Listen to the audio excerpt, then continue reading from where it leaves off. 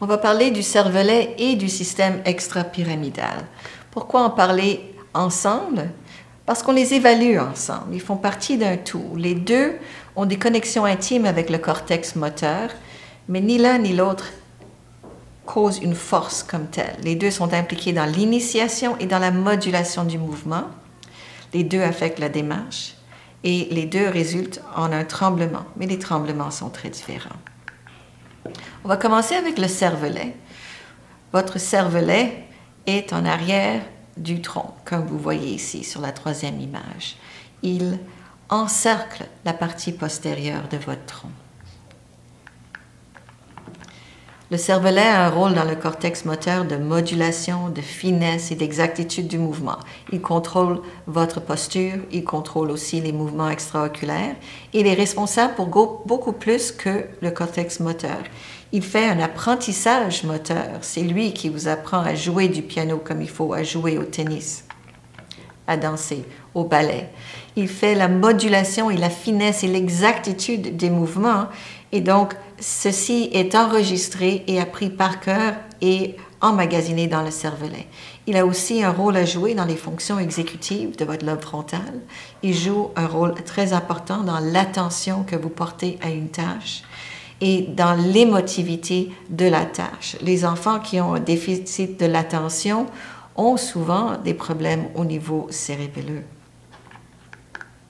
Mais on va parler aujourd'hui de l'examen du système cérébelleux tout simple, celui qui affecte la coordination. Alors, ce que vous voyez dans cette image-ci, c'est l'anatomie. On ne va pas passer beaucoup de temps sur l'anatomie, mais il faut comprendre que les faisceaux décussent deux fois quand on parle du cervelet. Le cervelet va recevoir toute l'information venant de tout le cortex pour savoir exactement où va le mouvement. Il voit à travers vos yeux, il voit à travers votre sens de position, à travers toutes les parties du cerveau. Il emmagasine l'information et il va enlever tout ce qu'il y a de extra dans le mouvement pour garder la partie pure et précise et corriger la direction du mouvement.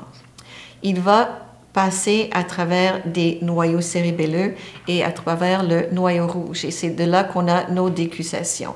Alors, étudiez comme il faut ces images chez vous en toute tranquillité parce qu'elles ne sont pas faciles. Mais encore une fois, le cortex va commencer un mouvement, il va demander une permission qui va être donnée par le thalamus, le mouvement va s'enclencher, le cervelet va étudier ce mouvement-là, étudier tous les aspects du mouvement et va redonner son feedback pour purifier et donner une exactitude absolue au mouvement. Et pour ceci, il va y avoir une double décussation, comme dans les images. Vous devez vous souvenir par contre d'une seule chose. Quand vous avez une atteinte des hémisphères cérébelleux, une atteinte du cervelet lui-même, l'atteinte que vous allez voir sur le corps va être ipsilatérale.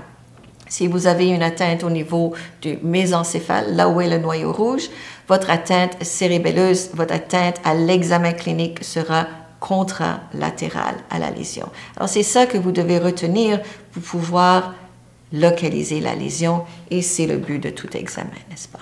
Alors, le cervelet, ça veut dire petit cerveau. Et c'est comme votre grand cerveau, il y a un homunculus. Ça veut dire que chaque partie du corps est représentée dans une partie absolument spécifique de votre cervelet. Et comme vous voyez ici, le vermis, qui est le centre, qui est la communication entre les deux hémisphères du cervelet, va contrôler le tronc, votre posture et le mouvement des yeux. C'est au niveau du vermis. Le langage aussi est plus ou moins contrôlé là, au centre. Le vermis est ce qui est attaqué chez les alcooliques. L'alcool a un effet toxique direct sur le cervelet et particulièrement sur le vermis. Et c'est pour ça que les alcooliques ont tellement de titubation, de difficultés à marcher et de dysarthrie. Alors, quand on fait l'examen clinique du système cérébelleux, qu'est-ce qu'on regarde, qu'est-ce qu'on recherche? On recherche des signes d'atteinte cérébelleuse dans nos mouvements exacts, les mouvements oculaires, dans notre parole, dans nos mouvements fins et nos mouvements alternes. Et pour refaire sortir une dysmétrie ou un problème, on va faire des tests spécifiques comme le test doigt-nez où on touche le nez et le doigt en bougeant le doigt. Et la même chose pour le talon-genou. On vérifie en mettant le talon d'une jambe sur le genou de l'autre et faire une belle ligne droite jusqu'à la cheville pour voir l'exactitude des mouvements. On va vérifier s'il y a un tremblement. On va regarder bien sûr la posture et la démarche. On cherche si c'est un problème cérébelleux, la démarche ataxique. Alors, comment on va trouver? Comment on fait cet examen-là? On sait maintenant ce qu'il faut aller chercher, mais comment fait-on pour le chercher? La première chose à faire, c'est simplement de regarder votre patient qui est devant vous. Pendant que vous faites votre questionnaire, votre examen a déjà commencé. Vous écoutez bien. Il faut entendre ce qu'on écoute. Il faut pas penser juste aux mots qui sortent de la bouche, mais quelle est la modulation, quel est le volume, quelle est la précision du langage. Et il faut voir ce qu'on regarde. Est-ce que les mouvements sont symétriques? On est toujours en train de bouger tout le temps. Il faut voir ces mouvements-là. Quand on gesticule, d'habitude, ça va être bilatéral. Si quelqu'un commence à gesticuler juste d'un bord, surtout si c'est le côté gauche, parce que la majorité des gens sont droitiers, il faut se poser la question, mais pourquoi il y a juste un bras qui bouge? Peut-être que je suis incapable de bouger l'autre, ou que j'oublie l'autre, ou parce qu'il bouge moins bien, je décide de ne pas l'utiliser. C'est ce que vous regardez. Quand je bouge, je touche, je vais quelque part. Si mes mouvements, tout à coup, sont beaucoup moins précis que l'autre côté, je ne peux plus prendre ce que je veux prendre. J'ai des mouvements qui sont trop grands, trop bizarres. Vous pensez, vous voyez ça, vous analysez ça. Si tout à coup ma parole, qui était absolument précise avant, n'est plus du tout précise, et puis là, tout à coup, j'ai des barres et des volumes et des problèmes, et puis vous ne comprenez plus. Qu'est-ce qui s'est passé? Alors, vous êtes vous êtes à l'affût de tout ça pendant que vous faites votre histoire. On regarde les mouvements corporels, on écoute la voix, et on fait par contre aussi un examen spécifique. Alors, dans notre examen spécifique, on va vérifier les mouvements oculaires, regardant les mouvements, pas juste les limites des mouvements. On écoute la parole et on écoute maintenant la prononciation. On vérifie les mouvements fins. Est-ce qu'ils sont précis comme ils devraient être? Les mouvements alternes, qui sont des mouvements comme ça, est-ce qu'ils sont bien faits ou est-ce qu'ils commencent à manquer de précision? Le doignet, le talon-genou, vous cherchez vos tremblements.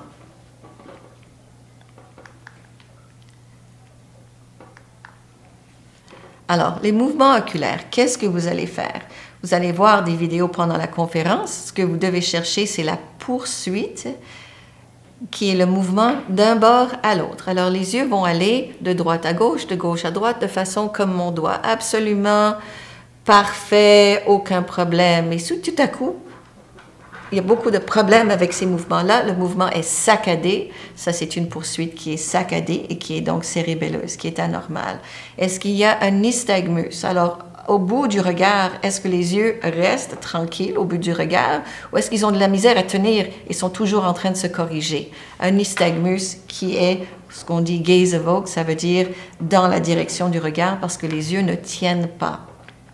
On écoute la parole. Est-ce qu'on a une voix scandée, une prononciation qui est anormale ou pas? Les mouvements fins, est-ce qu'ils sont précis, parfaits, d'amplitude parfaite, ou est-ce que c'est imprécis? Est-ce que l'amplitude est petite, plus grande, toute variable? Est-ce que la vitesse est complètement variable? Normal, anormal. Les mouvements alternes, comme je vous ai montré, précis, parfait, amplitude qui ne change pas, ou imprécis, avec changement, variabilité dans l'amplitude et la vitesse. Doignet, talon-genou, la même chose. Vitesse variable, manque de précision et le tremblement intentionnel. Alors, un mouvement devrait être parfait. Je touche mon nez, je n'écrase pas mon nez, je rentre pas le doigt dans l'œil, je touche le bout du doigt. Mais c'est pas facile. Un mouvement doit se corriger. Tout le long, il se corrige. Mais si mes corrections sont mauvaises, je vais avoir de la misère à atteindre le but. C'est le travail du cervelet, tout ça. On peut vérifier le tape-pied, le pianotage, toutes sortes de mouvements fins ou alternes où ça manque, où on a besoin de précision. Alors, tape-pied ou tape-main, tape, tape, tape, tape, tape, tape. C'est absolument précis. Je peux mettre un rythme. Pam, pam, pam, pam, pam, pam, pam. Pas quand j'ai un cervelet qui ne marche plus. Là, je tape grand, petit, tout tremble, tout est inexact. Vous cherchez l'inexactitude du mouvement. Le tremblement intentionnel, qui est le tremblement du cervelet, n'est pas un vrai tremblement. Un vrai tremblement a une amplitude qui est toujours la même et une direction une amplitude peut varier, mais la direction va être toujours la même. Alors un tremblement va être comme ça, un tremblement va être comme ça, mais il ne change pas de direction. Le tremblement du cervelet n'est pas un vrai tremblement, mais il ressemble à un tremblement. On commence, on essaye de rester sur place, on se corrige, on se corrige, on se recorrige, on se corrige, et ça ressemble à un tremblement, mais ça ne l'est pas parce que l'amplitude est irrégulière et la direction change. Un faux tremblement. Et qu'est-ce qu'on va voir à la démarche? Quand on regarde une démarche, on regarde la personne assise, on les voit se lever. On regarde le triangle de sustentation, où sont les jambes. On regarde les mouvements des bras, le mouvement des jambes. Et on regarde le tronc. Est-ce que le tronc est stable ou est-ce qu'il titube, est-ce qu'il tombe? Alors, la démarche cérébelleuse a un triangle de sustentation élargi, des mouvements amples, des mouvements irréguliers, et le tronc ne tient pas. Il y a des titubations du tronc dans toutes les directions. On va passer maintenant au système extrapyramidal. Il travaille avec le cervelet, bien sûr, mais le système extrapyramidal, lui, donne la permission au mouvement de débuter. Alors, c'est un système assez complexe que vous voyez ici. Il y a plusieurs noyaux, ce sont nos noyaux gris centraux, et le tout est relié au thalamus. Sur ces images-ci, vous allez voir que c'est un système complexe de double inhibition. Ce qui se passe, c'est que votre cortex préfrontal décide qu'il veut faire un mouvement. Il va dire à votre cortex prémoteur, bon, il va falloir organiser les choses pour que je puisse faire mon mouvement. Le prémoteur va alors dire, OK, il va falloir faire ci, ça et ça. Il va passer l'information au moteur supplémentaire qui va faire un dessin exquis de ce que chaque muscle doit faire. Et il voudrait passer toute cette information-là maintenant au cortex moteur. Le cortex moteur est un exécuteur. Les neurones vont dire « tu bouges pas », rien de plus que ça. Mais avant de pouvoir passer la commande, il faut demander une permission aux noyaux gris centraux. Les noyaux gris centraux vont marcher comme votre système dans votre voiture. Qu'est-ce qui se passe dans votre voiture? C'est que quand vous mettez la voiture en marche, votre pied est sur le frein. On ne veut pas que la voiture aille où que ce soit. Et il faut mettre le pied sur le frein pour pouvoir changer de vitesse, pour commencer la voiture, pour aller en arrière, pour aller en avant. On ne veut pas que les deux marchent en même temps. Alors, il faut garder le pied sur le frein. Si on veut commencer, il va falloir enlever ce pied du frein et peser sur la clutch pour choisir une vitesse quand on est en manuel ou peser sur le gaz en automatique. Mais il faut changer la vitesse. Alors, nous, on est fait de la même façon. On a toujours le pied sur le frein. Le frein, c'est notre système extrapyramidal, nos noyaux gris centraux. Alors, quand on demande la permission, on va enlever le pied de sur le frein. C'est le cortex qui va demander « pied, enlève-toi » et l'autre pied va se mettre sur la clutch. Ça, c'est le thalamus. Parce que là, le noyau gris central, lui, il inhibe le thalamus. Et quand on désinhibe, quand on enlève le pied du frein, on va pouvoir lever l'inhibition du thalamus qui, lui, va donner permission, c'est comme la clutch, il donne permission de changer de vitesse. Donc, j'enlève le frein, j'appuie sur la clutch et le mouvement se fait. OK? C'est la fonction des noyaux gris centraux. On ne veut pas aller dans toutes les directions en même temps. On veut que le mouvement choisi soit le mouvement privilégié. On ne veut pas un tas d'autres mouvements auxquels on a pensé, mais qui ne sont pas les bons. On ne veut pas des ébauches de mouvements dans les mauvaises directions. On veut un seul mouvement quand on veut ce seul mouvement. Alors, il permet de débuter le mouvement désiré. Il choisit la vitesse et l'amplitude du mouvement désigné et il limite les ébauches de mouvements qui accompagnent le mouvement désiré. Alors, si je veux faire ça, je ne veux pas en même temps faire ça. Et quand je veux être tranquille, je ne veux pas tout à coup commencer à bouger, mais je veux bouger quand je veux. Donc, deux problèmes vont arriver, bien sûr. Ou bien on ne peut pas débuter le mouvement, on ne peut pas embrayer, ou bien on ne peut pas désembrayer. Alors, où est le problème si on ne peut pas embrayer, si on ne peut pas avoir la permission pour commencer le mouvement? Mais ça se peut que la substance noire qui est nécessaire pour désinhiber est pauvre, manquante, comme dans la maladie de Parkinson, un manque de dopamine. Le problème peut être au niveau des noyaux gris centraux eux-mêmes, par manque de récepteurs pour la dopamine qui va venir affecter les noyaux gris centraux. Et les manifestations cliniques vont être des manifestations de manque de permission. Alors, votre visage, il bouge tout le temps.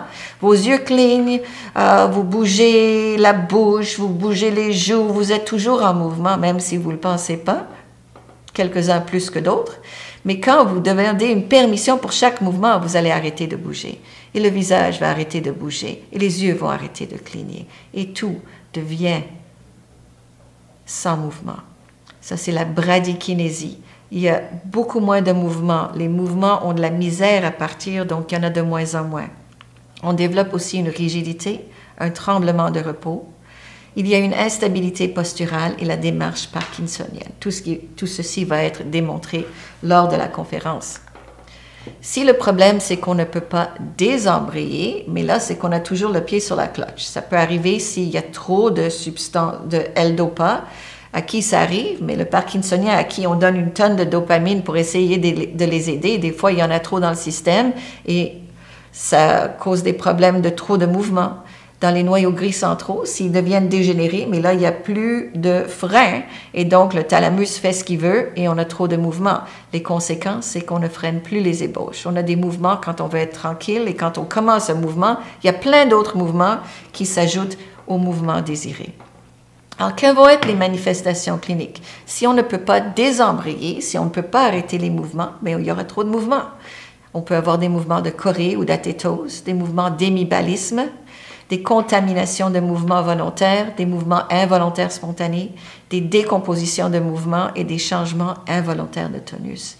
La chorée, ce sont des petits mouvements qui impliquent un groupe musculaire, mon pouce par exemple, ou bien mon épaule. Les mouvements sont partout et ils sont pas réguliers dans le temps et ils sont pas réguliers dans les amplitudes. L'athétose, c'est quand on a une co-contraction de deux groupes musculaires opposés. Alors moi, si je veux plier le bras, je le fais avec un seul muscle. Et pendant que le biceps marche, mais le triceps, il relaxe. Mais si mon biceps et mon triceps commencent en même temps à vouloir se contracter, je vais commencer à contourner et faire une espèce de mouvement comme ça qu'on appelle un mouvement d'athétose. L'hémibalisme, c'est quand les petits mouvements de chorée affectent des grosses masses musculaires comme mon bras, mon épaule, et là, on va avoir des mouvements comme ça, très rapides, et hémibalisme, c'est ça, un mouvement très rapide et involontaire de tout le bras qui commence au niveau de l'épaule. Donc, quelles sont les manifestations cliniques de la bradykinésie? Le faciès, comme je vous ai dit, n'a plus de permission de mouvement et donc il devient figé. La parole devient petite, hypophonémique et très mal prononcée parce que chaque mouvement de ma bouche représente une permission. Alors, on développe ce qu'on appelle la tachyphémie. La tachyphémie, c'est une petite parole parce qu'on bouge de moins en moins, on est de moins en moins en mouvement et puis on parle de plus en plus vite. Alors, c'est une parole qui est petite, avec très peu de mouvement de la bouche et elle devient de plus en plus rapide. On va figer lors des mouvements alternes parce que c'est quand on est en train de marcher puis tout à coup, il faut tourner, ou bien quand j'ai le doigt qui est ici et maintenant je dois le ramener. Ces mouvements-là ont besoin d'une grande permission et la permission n'est pas là. Alors on y va et on essaie de revenir et on est pris et finalement on a la permission. Alors on fige lors des mouvements alternes. On a une posture qui est fléchie et tous les mouvements sont en bloc. La rigidité est différente de la spasticité. La rigidité va être dans toutes les directions d'un mouvement, tandis que la spasticité, qui est une manifestation d'une atteinte centrale motrice, est unidirectionnelle. Alors si je suis spastique, je suis comme ça, et finalement, pouf, on peut m'ouvrir le bras, et je reviens. Alors ma spasticité est unidirectionnelle, et je reviens comme ça. Je n'ai pas de spasticité en extension. J'ai une spasticité de flexion, mais pas en extension. La rigidité est dans tous les mouvements et elle a une fréquence. Toc, toc, toc, toc, toc, toc, toc, toc, toc, toc, toc. L'instabilité posturale est parce qu'on n'a pas de permission. Les Parkinsoniens sont figés d'un bout à l'autre, ils ont une démarche très classique de petits pas et dès qu'ils ont une petite instabilité, ils sont incapables de la corriger et donc, au lieu de pouvoir corriger, si moi je tombe un petit peu par en arrière, mais je me remets en avant, c'est pas difficile, je peux avoir une permission de faire tout ce que je veux. Mais si tout à coup, je m'en vais vers en arrière et je ne peux pas demander la permission, je vais dire permission, permission, permission, je vais continuer à passer par en arrière et je vais tomber. Et ça, c'est leur instabilité posturale. C'est parce qu'ils sentent qu'ils ont besoin de corriger leur posture, mais ne peuvent pas avoir la permission pour le faire. Alors, qu'est-ce que vous allez observer? Vous allez, pendant votre questionnaire, vous allez regarder. Regardez le visage. Est-ce que le visage bouge ou il ne bouge pas? Est-ce qu'un côté bouge et pas l'autre? Ça fait partie de votre examen. Dès que vous rencontrez votre patient, vous vous entraînez à observer. Vous écoutez les paroles, mais est-ce que c'est bien prononcé? Est-ce que la bouche bouge bien? Est-ce qu'elle bouge mal? Est-ce qu'on a une tachyphémie? Lors de votre examen, vous faites encore une fois les mouvements fins et les mouvements alternes. Ils vous donnent toute l'information, que ce soit moteur, cérébelleux, extrapyramidal. Les mouvements anormaux, vous vérifiez pendant que vous faites votre questionnaire. Est-ce que pendant que vous faites le questionnaire, votre patient est comme il doit, bien, calme, répond, ou est-ce qu'il y a plein de choses qui sautent?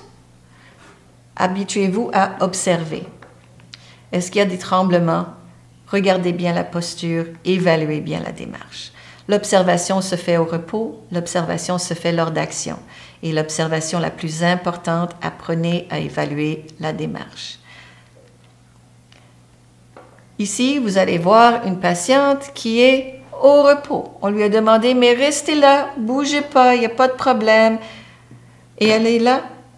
Selon elle, elle ne bouge pas. À un moment donné, vous allez voir ses bras levés. On lui a demandé de lever les bras tranquillement et de rester comme ça. Alors, elle devrait rester aussi calme que moi ici maintenant et lever ses bras comme ça.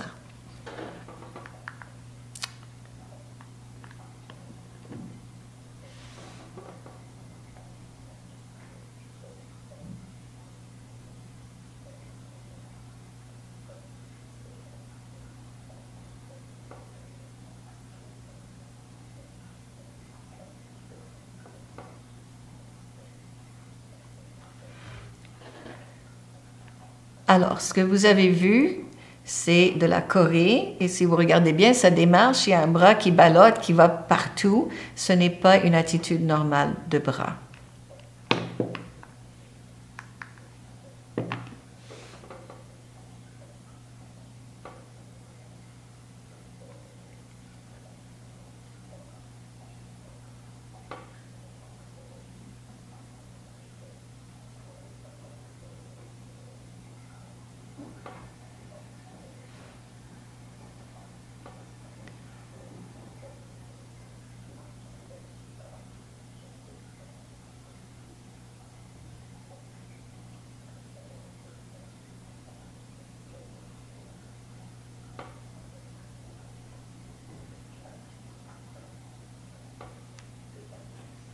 Une belle démonstration de visage figé et de rigidité.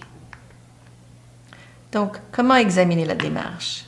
D'abord, la démarche s'évalue avec un patient assis. La première chose que vous voulez voir, c'est comment se lève votre patient de la chaise. Est-ce que le tronc va tituber? Est-ce qu'il faut garder deux mains sérieusement sur quelque chose pour pouvoir se lever sans tomber? Est-ce qu'on doit utiliser et marcher sur ses genoux parce qu'on est trop faible pour lever le tronc? Comment se met-on debout? Et une fois debout, de quoi a-t-on l'air? Est-ce qu'on tient debout calmement? Est-ce qu'on bouge? Est-ce que les pieds sont ensemble? Est-ce que le triangle de sustentation est augmenté? Une fois qu'il commence à marcher, regardez le triangle de sustentation, la grandeur des pas et le nombre de pas pour tourner et les mouvements des bras. Vous savez comment doivent bouger les bras. Allez marcher avec vous-même et observez comment vous faites. Quand vous tournez sur un seul pas. Vous allez voir, faites-le vous-même. Maintenant, vous voulez voir sur combien de pas votre patient tourne. S'il tourne sur un pas, aucun problème. S'il tourne sur 1, 2, 3 pas, on a un problème. Il faut vérifier qu'est-ce que c'est. Faites le tandem et sauter sur une jambe vous donne énormément d'informations. Et ceci conclut la vidéo sur cervelet et système extrapyramidal. Merci.